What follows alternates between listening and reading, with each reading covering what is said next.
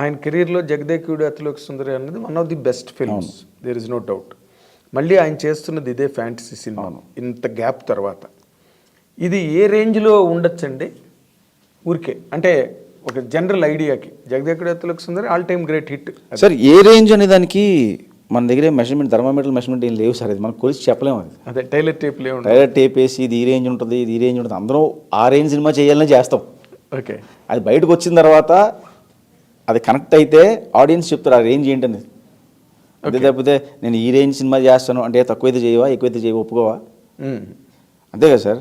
ఇప్పుడు 100కి చేస్తానంటాను, 110 అయితే చేయవా నువ్వు?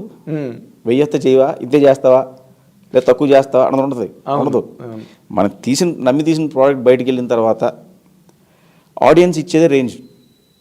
Of course. సో డెఫినెట్గా ఒక రేంజ్ సినిమా నమ్మే స్టార్ట్ చేస్తాం. కరెక్ట్. నమ్మే తీస్తాం. కరెక్ట్. బయటికి వెళ్ళిన తర్వాత చెప్పాలి ఆడియన్స్ అది.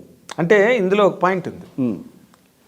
మీరు అనుకున్న కథ ఓవరాల్గా కనుక చూస్తే ఇప్పుడు బింబిసార తర్వాత వశిష్ఠ కదా, బింబిసార ముందు కాదుగా, బింబిసార తర్వాత వశిష్ఠ. కాబట్టి అసలు తను ఎట్లాగా ఇప్పుడు మీ మీద మీకు కూడా ఒక నమ్మకం డెవలప్ అవుతుందిగా. డెఫినెట్గా నమ్మకం ఉంటుంది. ఎస్, నేను 100% కొడతాను ఈ సినిమాతో, చిరంజీవి గారి సినిమా అనే ఒక నమ్మకం అయితే ఉంటుందిగా. ఉంటుంది 100%. ఆ నమ్మకం పరంగా నేను అడుగుతున్నా, అసలు ఈ సినిమా అనేది ఎంత వైడర్ స్పాన్ని క్యాచ్ చేస్తుంది, కవర్ చేస్తుంది?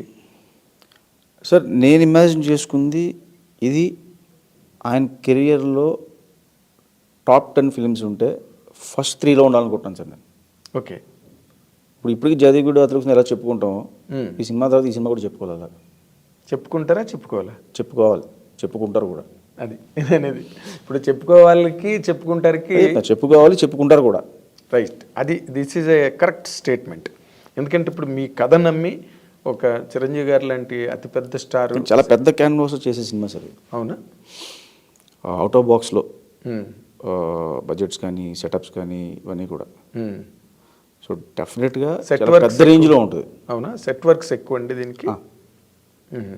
అంటే ఒక కొత్త వరల్డ్ క్రియేట్ చేస్తున్నాం. ఓకే. ఆ వరల్డ్ అనేది లైక్ మనకి డిస్నీ ఫిలిమ్స్లో ఎలా ఉంటుందో అలాంటి ఒక వరల్డ్స్. ఓకే. ఆడియన్స్ డెఫినెట్గా థ్రిల్ ఇస్తుంది. అది వేరే వరల్డ్లోకి వెళ్ళినట్టు. అవును. అవును. బడ్జెట్స్ కూడా ఆ రేంజ్లోనే పేరుతాయి. డెఫినెట్గా మరి వేరే వరల్డ్కి వెళ్ళినప్పుడు బడ్జెట్ అవుతుంది కదండి. కదా. అది అంటే ఆడియన్స్ ఎంజాయ్ చేయడం అంటూ మొదలెడితే ఇంకా ప్రతి బిట్టు ఎంజాయ్ చేస్తారు డెఫినెట్గా. ఏదో ఒక బ్లాక్ బాగుందిరా, లేకపోతే ఫస్ట్ హాఫ్లో బాగుంది, సెకండ్ హాఫ్ బ్లాక్ బాగుంది అని అనుకుంటే అది వేరే. బట్ ఎవ్రీ బిట్ ఎప్పుడైతే ఎంజాయబుల్గా ఉంటుందో టేక్ ఆఫ్ దగ్గర నుంచి, కథపరంగా చెప్పాలి అంటే, కథపరంగా మాట్లాడుకోవాలంటే మీ కథను మీరు ఏం చెప్తారు సార్ ఆ కథ గురించి? అంటే నాకు అర్థం కాలేదు మీరు అడిగిన క్వశ్చన్. ఇప్పుడు కథ గురించి చెప్పాలి అని అంటే ఈ కథలో ఒక ఎంటర్టైన్మెంట్ కానీ, లేకపోతే థ్రిల్లింగ్ ఎక్స్పీరియన్సెస్ కానీ, లేకపోతే ఒక ఇమోషనల్ బెంట్ కానీ దాంట్లో ఇవన్నీ ఉంటాయా, లేకపోతే కంప్లీట్గా ఒక ఎంటర్టైన్మెంట్ లాగే వెళ్ళిపోతుంది? It's emotional film sir. ఒక చిన్న ఎంటర్టైన్మెంట్తో స్టార్ట్ అయ్యి ఒక ఎమోషనల్గా ఒక ఫ్యాంటసీ వరల్డ్లోకి ఎంటర్ అవుతాం. బేసికల్గా ఎమోషన్ లేకపోతే ఏ సినిమా ఆడదు సార్. నా నమ్మకం, నాకు తెలిసిన నాలెడ్జ్ ప్రకారం, యాజ్ పర్ మై నాలెడ్జ్, నాకు తెలిసిన నాలెడ్జ్ ప్రకారం ఎమోషన్ అనేది సినిమాని నిలబెడతాను నమ్ముతున్నాను. కరెక్ట్. దానికి ఇవన్నీ కూడా డెకరేషన్స్ అంతే. సో ఒక ఎమోషనల్ డ్రామా ఉంటుంది. ఏంటి ఎమోషనల్ డ్రామా? అది ఇప్పుడు చెప్పకూడదు సార్. అంతేనా? మీరు నెక్స్ట్ రిలీజ్ తర్వాత తీసుకోవాల్సిన ఇంటర్వ్యూ ఇప్పుడు తీసుకుంటున్నారు.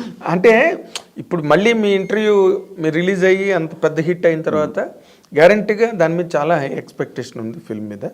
ఎందుకంటే మీరు బాగా బింబిసార్ బాగా హ్యాండిల్ చేశారు.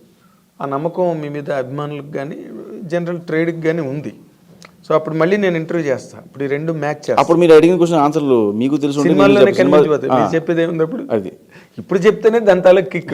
ఇప్పుడు అప్పుడు మేమే చెప్తాం. అది అప్పుడు మేమే చెప్తాం ఆ సినిమాలో పాయింట్ ఏంటి, సినిమా చూసి. It is too early to reveal sir. చాలా టైం ఉంది ఇంకా. Of course.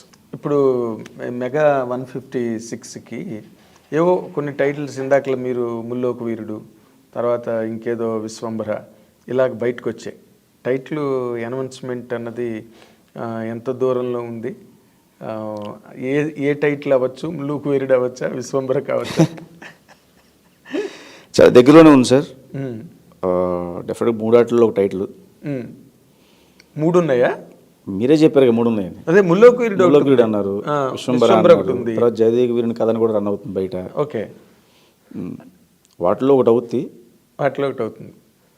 ఎప్పుడండి అనౌన్స్మెంట్? మోస్ట్లీ సంక్రాంతికి ఇవ్వచ్చు సార్. సంక్రాంతికి. అంటే వర్క్ జరుగుతుంది దాన్ని బట్టి.